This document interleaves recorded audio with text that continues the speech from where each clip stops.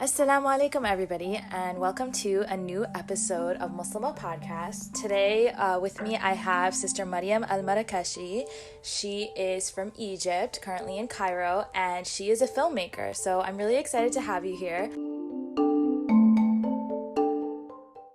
Mariam, if you just want to start by telling us a little bit about yourself. Assalamu alaikum. Thank you so much, Asma. I'm very happy to be with you here today. As you said, I'm a filmmaker and a storyteller. I'm based in Egypt, but I've worked across Europe and Africa and Asia and many countries. I'm Egyptian with Moroccan and Turkish roots, and I've been working for the past 10 years in the filmmaking and multimedia industry, covering many topics like humanitarian topics and human stories, especially migration and refugee crisis. I've also covered women issues and social justice, as well as cultural heritage. I also work as a cultural facilitator to promote cross-cultural communication between the East and the West and eliminate any kind of stereotypes. So yeah, that's in short what I'm doing at the moment. Yeah, mashallah. Definitely check out her two films, which we will be speaking about later, inshallah. So I know, Mariam, that you weren't always in filmmaking. So I would love to hear more about, where you were originally and how you decided to pursue this passion of filmmaking, especially because there's so much stigma behind being, in the entertainment business and how, it's not sustainable and all of those things. Yeah, exactly. Actually, I've been working for several years in international public finance, which is my bachelor education. I've worked with international NGOs and the United Nations. That was very successful and stable. But I've always felt that this is not where I'm meant to be or my purpose in life. Since childhood, I had a passion for filming and visual arts and journalism. So I started to follow my passion for that by taking accredited diplomas and studies, and as well as practical experience in filming. Beside my daily job, in my free time, I was working in media, which was very tough and exhausting. But that's the price of following your passion anyway. So when my film starting to get recognition and I got my first award from Germany for a documentary I made about a group of Egyptians who were volunteering in Africa. So that's the moment where I decided that I should quit my job and follow my dream full time. That wasn't easy, of course, because you are leaving your stable income, your stable job, and diving into a totally new career. But I took the risk. It wasn't easy for me as a female and coming from the Middle East region, and also wearing a hijab and switching career. So it was all a struggle. I faced a lot of hardships, of course. But yeah, I don't regret it because at the end of the day, I'm doing what I feel that I'm meant to do and I'm following my purpose. Mashallah, that's really amazing that you were able to, find your passion and follow it. And yeah, it is kind of hard to make that transition from, doing it on the side as like a hobby and then, being successful and being like, okay, I want to do this full time. So that's really amazing, mashallah. So, as you said, you've traveled all around the world, making films in different places, especially about, humanitarian crises and things like that. I'm sure that being a visibly Muslim woman wearing the hijab and being a filmmaker, you're kind of looked down upon or there's a lot of stereotypes surrounding you. Even me as a visibly Muslim woman, I feel like people already have an idea of me before I even speak, So seeing you as like a prominent filmmaker, you must have faced some challenges. So I would love to hear more about that.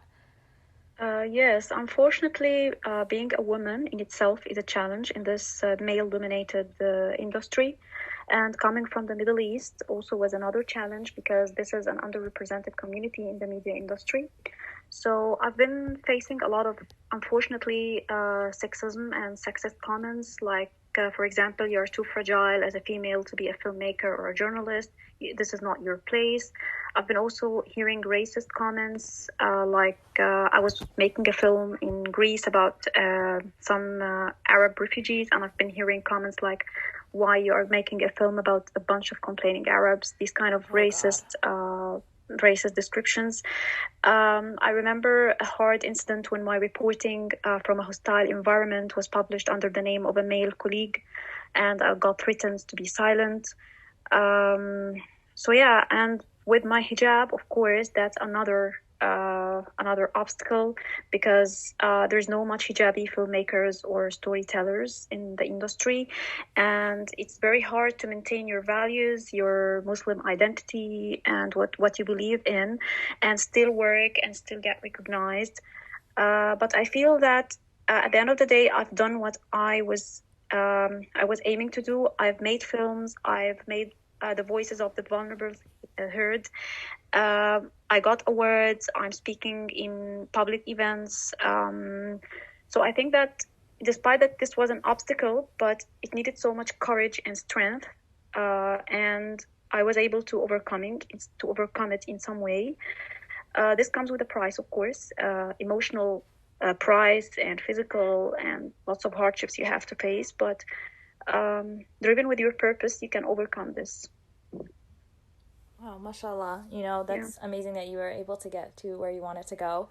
Yeah. And I hope that you have many more successful ventures in the future, inshallah. I would love to talk more about, sticking to your values because, especially in America, I don't know about other countries, but the film industry does not really promote modesty in most industries. It's not, and that's something that we really value a lot as Muslim women. So how do you enter this industry and stick to your values of modesty? And, like, for example, another example of sticking to your values would be like praying at work or little things that your religion, our religion, Islam, is a lifestyle, it's not just a religion. So how do you incorporate your lifestyle of being Muslim into being a filmmaker? And when those clash, what do you do? Yeah. Actually, I'm against any kind of discrimination based on religion or ethnic or race or beliefs, So whether I'm a Muslim or not, any kind of discrimination for me is unacceptable. Right. So that's to start with. Being a Muslim in the workplace, of course, this puts some hardships on me, like, as you said, praying at work in this kind of media industry or Western non-Muslim dominated places. Also being hindered from many promotions or being on screen, for example, or publishing my photos with the awards. So there were lots of challenges and discrimination, but at the end of the day, I had to continue because if I just, stopped from the first obstacle, I wouldn't be here, and if every Muslim woman wearing a hijab just, became weak and withdrew from the first comment or first hardship, you won't find lots of Muslim hijabi women in the industry. And maybe that's one of the reasons, actually. Regarding my values, for example, at work, praying is one thing. The other thing is when talking about certain topics like Islamophobia, for example, and the hate crimes against Muslims or minorities, I could face some editorial restrictions about these kinds of topics. But I had to defend my subject. I had to defend why I'm doing this, or I had to quit and do it with some other place or some other organization that respects diversity. But I shouldn't quit the subject itself.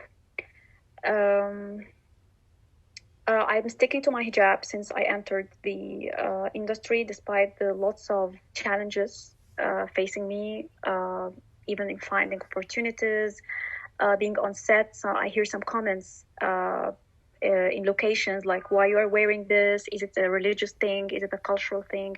I heard some comments from people telling me, we never imagined that a hijabi woman would be on set as a director or shooting or doing these kind of tough jobs. We think that you are just staying at home, raising your kids in the Muslim communities.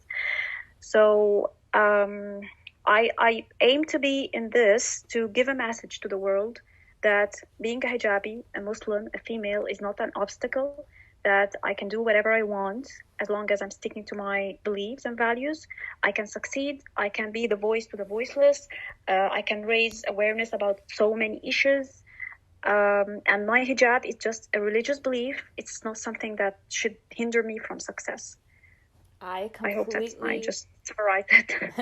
I completely 100% agree. And I wish that everybody just knew that upon seeing us or interacting with us, but they don't, and we have to prove it to them. We have to prove everybody wrong, which can definitely put a lot of pressure on us. I want to kind of expand on what you said about giving a voice to the voiceless. A lot of your films do exactly just that. You really focus on the refugee crisis with your two films, one of them being Transit and the other one Musafir, which means a guest. Transit really talks about the really dangerous, transportation, ways of transportation that refugees undergo in order to cross a border illegally. And it really kind of shows in like a raw way what they have to go through and how desperate they are to leave their country, and what they're willing to do, and how much it takes. And then Musafir, it takes place in Istanbul, and it's all about how there's such a diverse refugee community, just a diverse immigrant community in Istanbul, and how they are all guests in Turkey, and where they want to move forward from there, and their family stories, their backgrounds. I really enjoyed watching both of them, but I would love to hear more about what inspired you to make these films and how you got from like having this idea to making a film, because I think a lot of us are not really familiar with the process behind making a movie or making a documentary. Yes. Actually, what inspired me to do, I'll talk first about Misafir, for example. Misafir, a guest. Misafir is a Turkish word. It's used in the Turkish culture to describe guests or migrants. I was inspired by the word because it has lots of meaning, actually. It has a positive meaning because it gives more dignity to the migrant. And also it has a negative meaning because it means that they are not citizens, that they are not permanent. Right. They are just guests. So I wanted to dive behind the meaning of this word in this film and to show the psychological impact of being a migrant on the life of migrants, and also the challenges of migration, and to eliminate stereotypes about migrants, that they are just a burden or they are powerless, by providing positive examples of 3 teen refugees who are studying and who are volunteering and creating content, and who are striving to become successful and adding value to their host community. Also, I aim to eliminate the use of the term refugee itself. I always strive in my speeches, in my films, in my works, to eliminate the use of this word, because refugee is only a legal status. It should never be used as a personal identity. And I think that most of the social problems facing the migrants is by labeling them with this label, because it creates social division, and it prevents their integration in the community. Regarding making this film, I made it in Istanbul. Of course, any kind of film passes through different phases, starting from the idea, from the research, and then the pre-production, which is preparations, seeing the locations, talking with the characters, and then the production itself when I go to the field, which is the most difficult part. And finally, the editing, which is also another not so easy part, especially for documentaries. So yeah, that's the phases of making a film in general, and then the broadcast, and following up with the comments and the feedbacks of the people. This film won many awards, but the closest to my heart was from the Global Migration Film Festival by the UNIOM. Because this festival aims at films which provide a positive image about migration. So this award was very meaningful to me because I could change the perceptions with this film. The second film, Transit, I wanted to dive deeper into the tragedy of the refugee crisis. So I wanted to follow the refugee trail from Turkey to Europe, which with the illegal smuggling business by crossing the sea from Turkey to Greece, and then from Greece they go to Europe. I was inspired by the story of the kid Alan Kurdi, the little toddler with the red T-shirt that was found on dead on the Turkish shore, unfortunately, and it was a very heartbreaking picture. I wanted to follow the trail that he and his family followed, and what led to his death, and how thousands of other people are taking the same deadly route to Greece, then to get only trapped on a refugee camp in Greece that is meant to be a transit stop only to Europe, but then they are stuck there for an indefinite period of time, which is called Moria camp. This film was a very, very tough in its making, because I was the first filmmaker to be able to enter Moria camp and make a full-length, high-quality documentary. So that was a challenge in itself. Also, being a female and filmmaker in Turkey, a foreigner, and getting access to the smugglers network which was very, very difficult and dangerous because these are part of gangs in Turkey. So this was another difficulty. Reaching out to people in Moria camp who don't have internet or access and listening to them and their stories, that was another difficulty.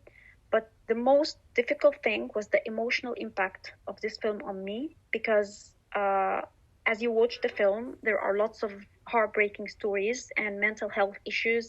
And if you see the tents of the people, like 5 families in one tent, or the health problems, the environmental problems, the all of the tragedies taking place out there, and nobody is caring, to be practical.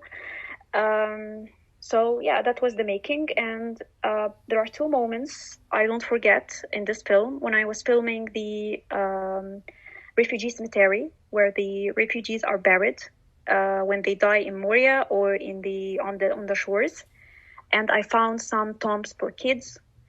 The other moment, when I was visiting the life jackets graveyard, which is the life jackets of the people who also die on the shores, that was also a very devastating moment. So yeah, that's in short. So I think Transit is the summary of the whole refugee crisis, summarized in 26 minutes. Wow. I invite everyone to see it. Yes, I definitely agree. And I think that it will, I'm hoping that it opens up people's eyes to what's really happening. And that picture that went viral of that, 3-year-old boy who passed away on the shore, I think it inspired a lot of people and woke them up, being like, there's something really terrible going on here. Yeah. Actually, my aim from this film was not just to talk to the politicians or the people in charge, also to talk to the migrants, that this is the fate that's waiting you if you cross the sea and go to Europe. It's not always a better life, it might be a tragedy. And this film also got many awards, and the closest to my heart is the Social Impact Media Award, and it's now included in many curriculums for educational courses about migration and impact filmmaking. So I'm very proud of the impact of this film. The nature of being a filmmaker in itself can be taking a lot of risks. So I would love to hear more about your idea of risk, and having to speak to all of these people who are doing things that are not necessarily legal. Taking a lot of risks yourself to get this message spread all around the world. What did it feel like? Yeah, filmmaking usually, especially for documentaries and nonfiction, it has to involve risks. But I usually say that it should be planned and calculated risk, because if you just go like that without planning, it could turn into a mess.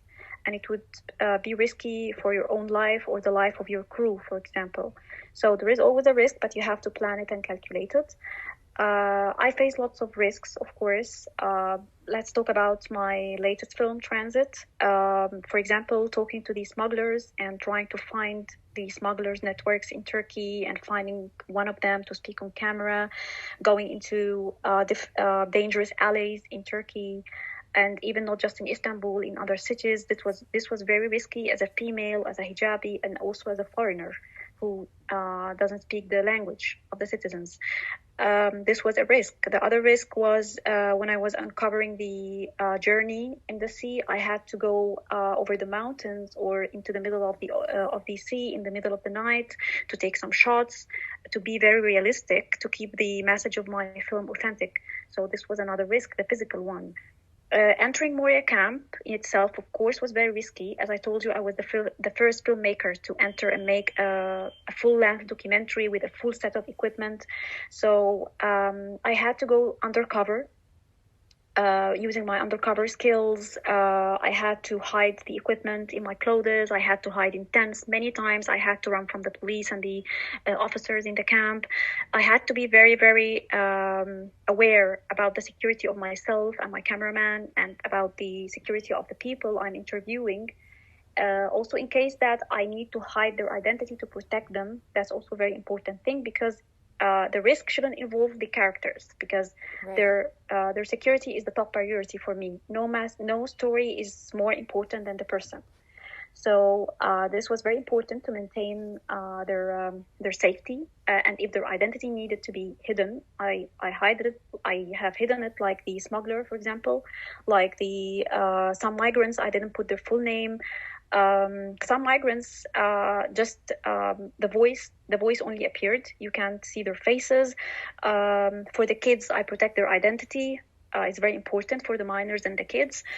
So yeah, that's the idea of risk. Risk is part of filmmaking, but it had to be well planned. And if you want to enter this career and especially work in documentaries, you have to be prepared for that. And that's why there are some trainings as well, like hostile environment trainings, like first aid trainings that you have to take. You have to be aware of all these things before going into the field. Right. That's really, really interesting to hear all these things that you had to go through in order to get these shots and in order to get this footage.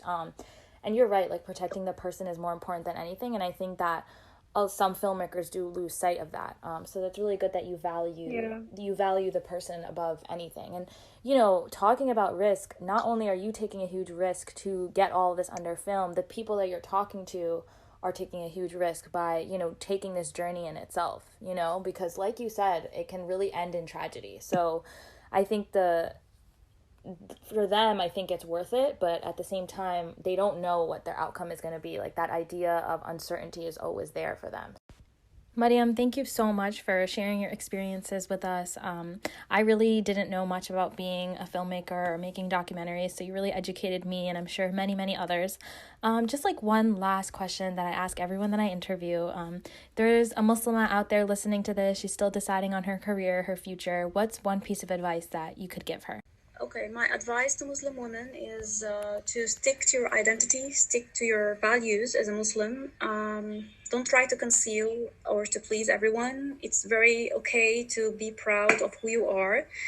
And everyone also has to accept this. I always appreciate acceptance from both sides, acceptance of different cultures, different identities.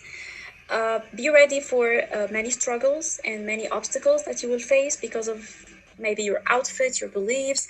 Be ready as a woman in general that you will face challenges, but you have to be patient and to follow your purpose. If I'm gonna give an advice to a Muslim woman who is entering the media career or the filmmaking career, I would tell her that it would be much harder, but it's rewarding because at the end of the day, when you find your message delivered and you have helped someone or spread an awareness about a topic, you would feel proud.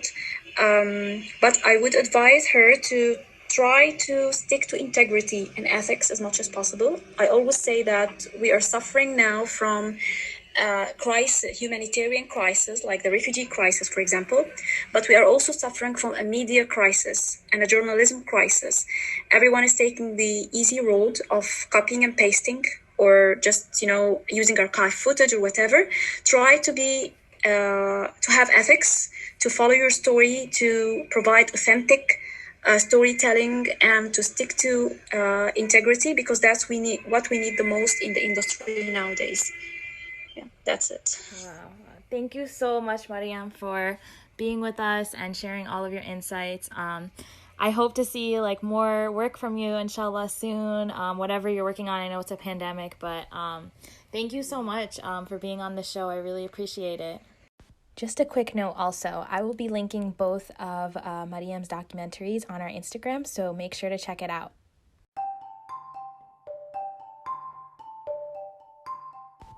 Thank you all for listening to this episode of Muslimah Podcast. Make sure to follow and subscribe and check out our Instagram at muslimah.podcast. Thank you all and see you next week.